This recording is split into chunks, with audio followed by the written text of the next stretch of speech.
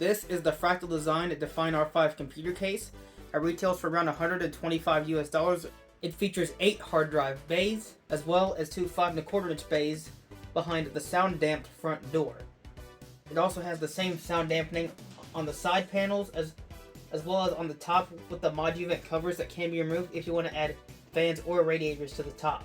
Behind the door it has the air filter, which can fit 2 140mm fans, and 1 fan is included in the front and the other 140 is in the back as an exhaust, although as you can see here I've relocated mine to the front.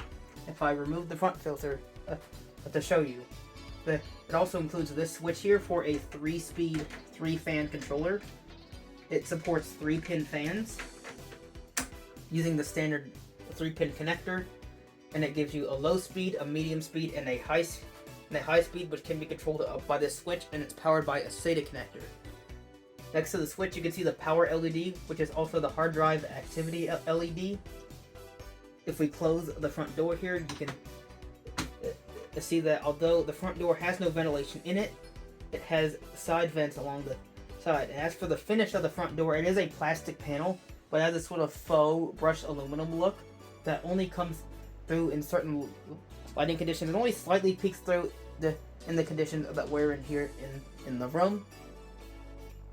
As you can see on the side panel, we have the dual side panel. If you're interested in the windowed version, I'll put up an image on the screen here from the Fractal Design website of the windowed version. As you can see, the steel panel version has this cover here. If you remove this cover, you have an additional 120 or 140mm fan mount, which can be used for side intake, which will be helpful if you're putting a powerful graphics card or hot running storage controllers or network controllers. Regardless of which panel choice you have, you also have 2 thumb screws at the back, which I've removed because you can actually just use the toolless mechanism, which holds the panel on, just by pulling down on the lever and pulling out on the very, very heavy steel side panel. As you can see, now that we have the side panel off, you can see the 8 hard drive bays here, which can be repositioned. You can look on Fractal's website for more information on that. You can also add an additional 3 drive cage here, although it could interfere with the motherboard if you're running a full height ATX board. I'm running just micro ATX here, so that's less of a concern if you were to do that, although I can't seem to find the parts for that. You can see the 2 5¼ bay mounting up here as well, and all of these bays can be removed if you want more radiator space. So with the drive cages removed, you can fit up to a 280mm radiator in the front of the case. But if you want to have a radiator while having the drive cages installed, you can also fit up to a 280mm radiator up here in the top. You can remove the mod vent covers, which are sound damped. There's just little clips. You can pop them off if you want to mount a radiator in the top, and you can fit a 140 or 120mm radiator in the back. This case also has bottom fan mounts. Right now there's only one accessible here, which accepts a 120mm fan or a 120mm radiator, provided you don't have a drive cage installed here. If you remove this bottom 3 drive cage from this location, you can also fit a 240mm radiator in the bottom, although it may interfere with any radiator you have mounted in the front. As you can see with the case turned sideways, there is some ventilation on the front, so even though the front panel is closed off, you still have some ventilation. And like I said earlier, you can also have the mod vent side panel fan in the side here, just by undoing these 4 screws to remove the cover, and you can put an intake fan here to improve cooling for any PCI Express cards you may have installed, although I would highly recommend getting a magnetic fan filter for this, as it is not filtered from the factory. As returning viewers may recognize, you can see this is my actual personal NAS system, and here it has a Supermicro X9 SCM motherboard with a Xeon E3 CPU, a quad-core Intel Xeon, a 550-watt power supply that I recently replaced, as well as 3 storage drives and 2 5¼ bay devices, one of which is a Blu-ray drive, one of which is a hot swappable drive, although you can put whatever devices you want up there as long as they fit within those 2 bays.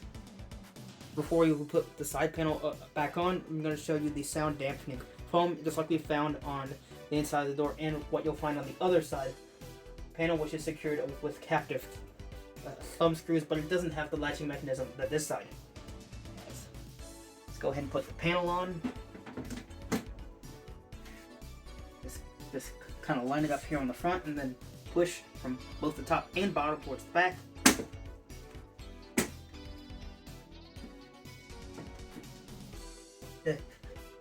It does take a little bit of pushing, but then the side panel is properly secured onto the side of the case. As you can see here, even now that we have the panel on, we do have some side ventilation here in the side of the front panel. So even though the front door does keep things rather closed off, you do have some ventilation here while still getting the sound dampening effects of the front door.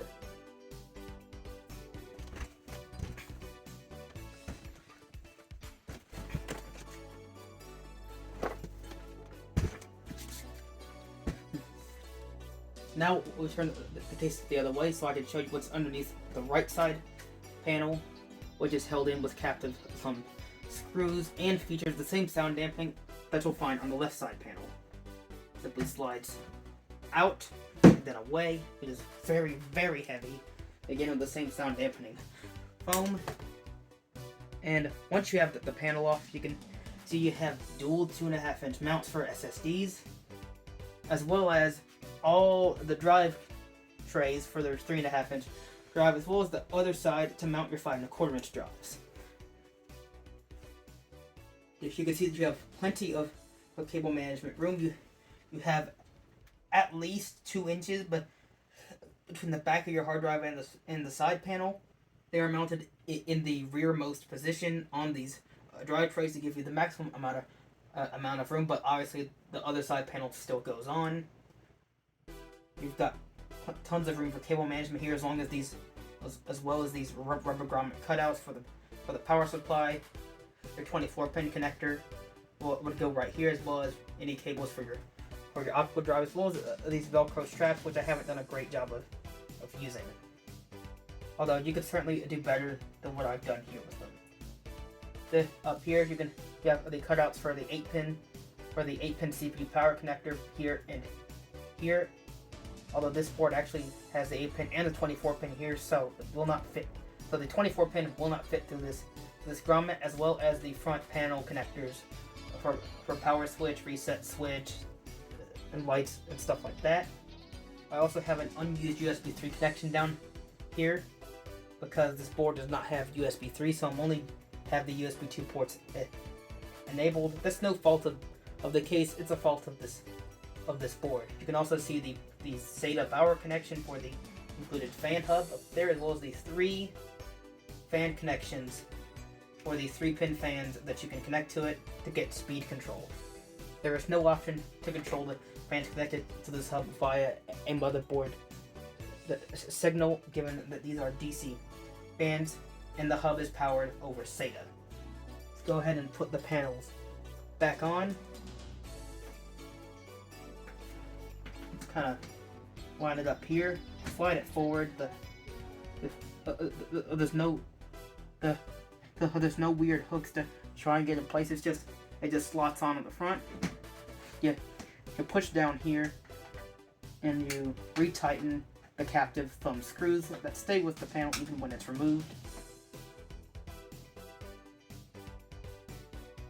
And now the panel is back on.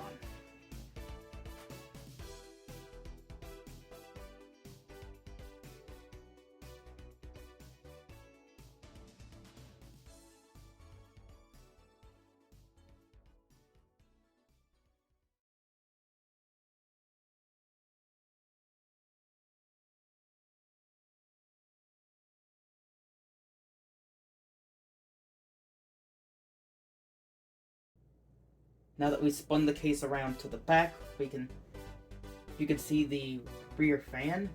It has mounting strips for both 140 or 120 millimeter fans. So you can reposition the fan up and down depending on what cooling you're trying to prioritize. If you're trying to prioritize CPU or GPU, if you have a graphics card in the system. You can also see the full 7 PCI Express slot covers They are the removable variety with thumb screws to secure them. These are the white covers that come with the black version of the case, although if you get the blackout version, you get black PCI Express covers as well as the black hard drive sleds instead of the white. And if you get the white version of the case, these will be black as well as the hard drive cages inside. And I believe these are also white for the titanium, although I haven't seen the titanium in person. This is just going off the Fractal Design website. You can also see the power supply mount down here. It is ATX compatible. It has mounting screw holes for both fan side down and fan side up installation. So depending on which way you want your power supply to draw in air from, you can mount it accordingly. You can also see here the latch to remove the side panel. I'm actually shooting this the next day, so I've still got the thumb screws installed and all the things that I store on top of the server here. And you can also see the rear I/O for the motherboard. This case does not have vertical GPU mounting slots built into the side of the case. Instead, it has this sort of mesh area here to allow a graphics card to draw in some air through this hole and these ventilated slot covers. So my overall view on the Fractal Design Define R5. At the current price that it's at, $125 give or take. Sometimes you see around 100, 130. And you may even see some of these on sale for lower prices than $125. But what situation should you get this case for? Well, this case it is a really old design. This design came out in 2013, and you can see signs of that all over the place, like the sound damp front panel, which is a bit of an older design, as well as the optional side intake for the steel panel variant, and the fact that the window version is not a full glass panel. It's only the part where the motherboard and power supply are, that you can see your I don't even think it's tempered glass. I think it's acrylic window, so you can't really see the ugly drive cages or anything here. And also the lack of a power supply shroud is pretty rare in 2024, especially for a case at this price range. So I don't think this case is useful for like your gaming rig. There are much better options at this price, as well as at lower prices that are much better suited for building a gaming rig with a high power GPU in it. That stuff that has much better cooling, because this front panel really would restrict a high power graphics card. It would have to run its fans a lot faster, and it would end up being louder than a mesh front panel like you saw on the Aura GC1 Elite, which I reviewed in the last case review video. That video did tremendously well. It had a mesh front that would ultimately end up being a lot quieter than a sound damped front door. But for a NAS or a home server, even small medium business server, this case makes a lot more sense in the year 2024, as its 8 bays of hard drive support with a vibration dampening and sound isolation for your drives really does bring down the noise of even pretty loud drives like the Toshiba drive that I'm running in here. It brings them down quite a lot from what they would be in a typical, open mesh style case that would typically find in a gaming desktop. And that's besides the fact that most desktop cases don't even have hardly any drive bays anyway.